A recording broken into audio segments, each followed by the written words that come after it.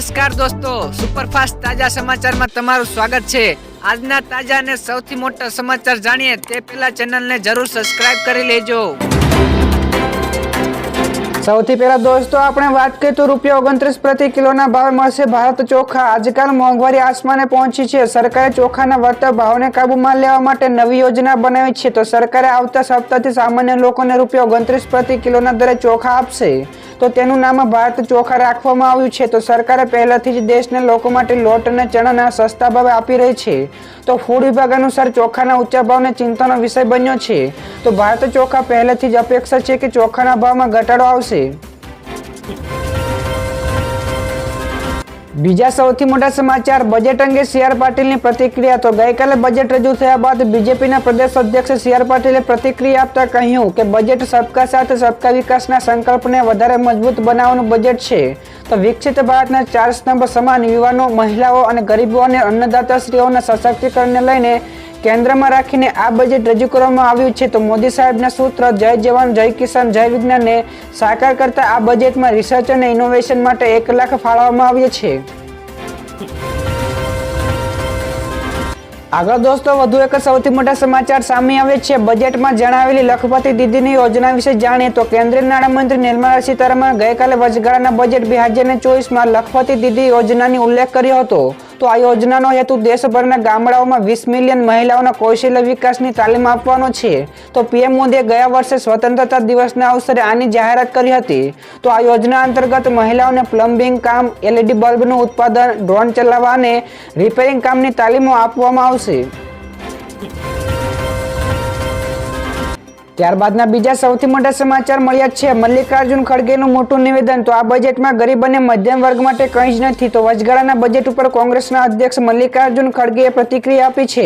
તો તેમણે કહ્યું કે આ બજેટમાં ગરીબ, નિમ્ન મધ્યમ વર્ગ અને મધ્યમ વર્ગ માટે કંઈ જ નથી। તો ખડગેએ આ સિવાય કહ્યું કે છેલ્લા 10 વર્ષમાં સરકારે કરેલા તમામ વચનોમાંથી કેટલાક વચનો પૂરા થયા છે પરંતુ કેટલાક બાકી છે। તો હું એમ પૂછવા માંગુ છું કે સરકારે આ માહિતી કેમ આપતી નથી કે સરકારે ખેડૂતો, ગરીબો, નિમ્ન મધ્યમ વર્ગ અને શિક્ષણ ઉપર ધ્યાન આપ્યું જ નથી। તો દોસ્તો બીજા સૌથી અગત્યના સમાચાર સીએમ ભૂપેન્દ્ર પટેલે 2024નું બજેટ આવકાર્યું। નાણામંત્રી નિર્મલા સીતારમણે સર્વસમાવેશી, સર્વસ્પર્શી બજેટ રજૂ કર્યું છે। તો આ બજેટને ગુજરાતના મુખ્યમંત્રી ભૂપેન્દ્ર પટેલે આવકાર્યું હતું। દાદાએ નાણામંત્રીએ રજૂ કરાયેલા યોજનાઓનો ઉલ્લેખ કરતા લખ્યું હતું કે ગુજરાતને તેનો બહોળા પ્રમાણમાં ફાયદો થશે। ગિફ્ટ સિટીને લઈને રજૂ કરેલા ટેક્સ બેનિફિટને લઈને સીએમએ આવકાર્યા હતા। ત્યારે પ્રગતિશીલ બજેટ રજૂ કરવા બદલ સીએમએ પીએમ અને નાણામંત્રી તેમજ કેન્દ્ર સરકારનો આભાર વ્યક્ત કર્યો હતો। બીજા સૌથી મહત્વપૂર્ણ સમાચાર સામે આવ્યા છે। પીએમ મોદીએ બજેટ ઉપર આપી પ્રતિક્રિયા। પીએમ નરેન્દ્ર મોદીએ વચગાળાના બજેટ ઉપર કહ્યું કે આ બજેટ ભારતની યુવા આકાંક્ષાઓનું પ્રતિબિંબ છે। તો બજેટમાં 2 મહત્વપૂર્ણ નિર્ણયો લેવામાં આવ્યા છે। તો સંશોધન અને નવીનતા ઉપર 1 લાખ કરોડ રૂપિયાનું ફંડ બનાવવાની જાહેરાત કરવામાં પણ આવી છે। તો બજેટમાં સ્ટાર્ટઅપ્સને કરમુક્તિ વધારવાની પણ જાહેરાત કરવામાં આવી છે, જેમાં રાજકોષીય ખાદ્યને અંકુશમાં રાખીને મૂડી ખર્ચને ઐતિહાસિક ઉચ્ચતમ સપાટીએ આપવામાં આવી છે।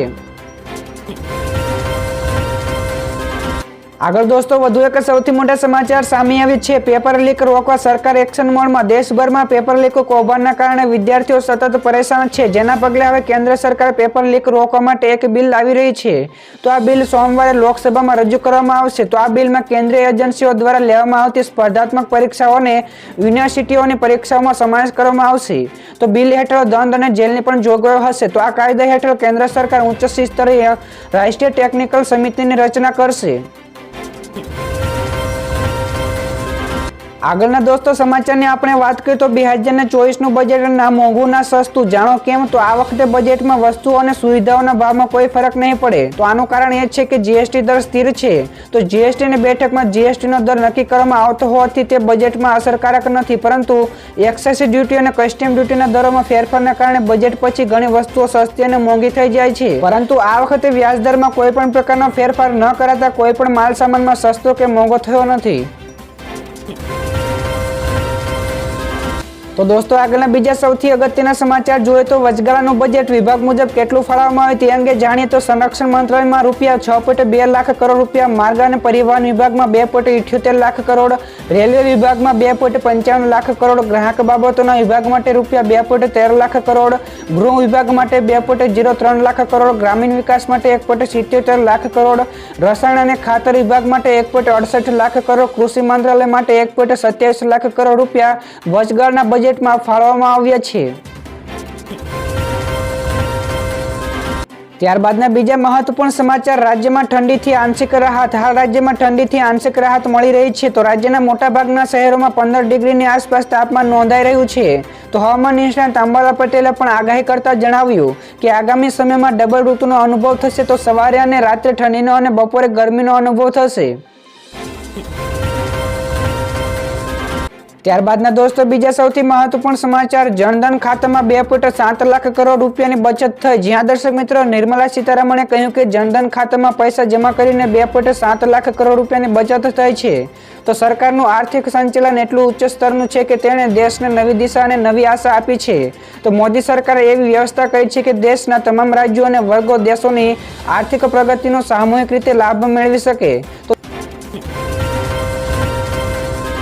ત્યારબાદના દોસ્તો બીજા સૌથી અગત્યના સમાચાર સામે આવ્યા છે. નિર્મલા સીતારામનનું મોટું નિવેદન. તેમણે કહ્યું કે મધ્યમ વર્ગ માટે નવી હાઉસિંગ પોલિસી બહાર આવી. તો કેન્દ્રીય નાણામંત્રી નિર્મલા સીતારામને કહ્યું કે મધ્યમ વર્ગના લોકો માટે નવી હાઉસિંગ પોલિસી લાવવામાં આવી છે. તેમણે કહ્યું કે ઝૂંપડપટ્ટીમાં અને ભાડાના મકાનોમાં રહેતા લોકોનું પોતાનું ઘર મેળવવાનું સપનું પૂરું થશે. તો એવું કહેવાયું છે કે સરકાર મકાન બાંધવા કે ખરીદવાની મદદ કરશે. તો તેમણે યાદ અપાવ્યું છે કે અત્યાર સુધીમાં ગ્રામ્ય વિસ્તારમાં પીએમ મોદી આવાસ યોજના હેઠળ 70% ઘર મહિલાઓના નામે આપવામાં આવ્યા છે. આગળના દોસ્તો બીજા મહત્વપૂર્ણ સમાચાર મળ્યા છે. 300 યુનિટ વીજળી ફ્રી આપવામાં આવશે. કેન્દ્રીય મંત્રી નિર્મલા સીતારામને બજેટ દરમિયાન કહ્યું કે સરકારે વીજળીની સમસ્યાને ખતમ કરશે અને દેશને વીજળી વિના ઊભો કરવા પ્રતિબદ્ધ છે. તો દેશના કરોડો ઘરોમાં રૂફટોપ સોલર સેટઅપ લગાવવામાં આવશે. બજેટમાં જાહેરાત કરવામાં આવી હતી કે દરેક ઘરમાં 300 યુનિટ સૌર ઉર્જા મફત આપવામાં આવશે. તેમણે કહ્યું કે દરેક પરિવાર દર વર્ષે 15 થી 18,000 રૂપિયાની બચત કરશે. તો વપરાશ પૂરો થયા બાદ બાકીની વીજળી વિતરણ કંપનીઓને વહેંચી શકાશે.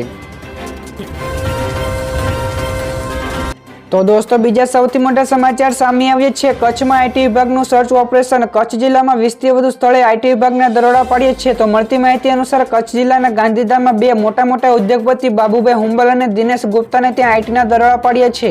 તો આ સિવાય 20 થી વધુ જગ્યાએ ઉચ્ચ અધિકારીઓના કાફલા સાથે 20 કરતા વધારે ટીમોએ દરોડા પાડીને સર્ચની કામગીરી કરી રહી છે. આગળ દોસ્તો વધુ એક સૌથી મોટા સમાચાર સામે આવ્યા છે. વધુ 232 જેટલા પીઆઈની કરાઈ બદલી. રાજ્યના ગૃહ વિભાગે લોકસભાની ચૂંટણી પહેલા મોટા પ્રમાણમાં બદલીના આદેશો આપ્યા છે. ત્યારે થોડા કલાકો પહેલા જ રાજ્યના 43 પીએસઆઈ અને 551 જેટલા બિનહથિયારી પીએસઆઈની બદલી કરવામાં આવી હતી. તો હવે વધારે રાજ્યના 232 જેટલા પીઆઈની જાહેરાતથી બદલી કરવામાં આવી છે. તો અમદાવાદ, રાજકોટ, સુરત, વડોદરા સહિતના શહેરોમાં બદલીના આદેશો અપાયા છે.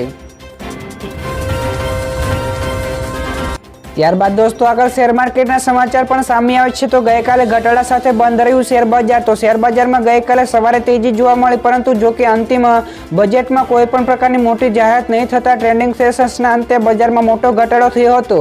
તો બજાર બંધ થયું ત્યારે બીએસઈ સેન્સેક્સમાં 106 પોઈન્ટના ઘટીને 71,645 અંક ઉપર બંધ રહ્યો. જ્યારે એનએસઈનો નિફ્ટીનો સૂચકાંક 28 પોઈન્ટ ઘટીને 21,697 અંક ઉપર બંધ રહ્યો હતો.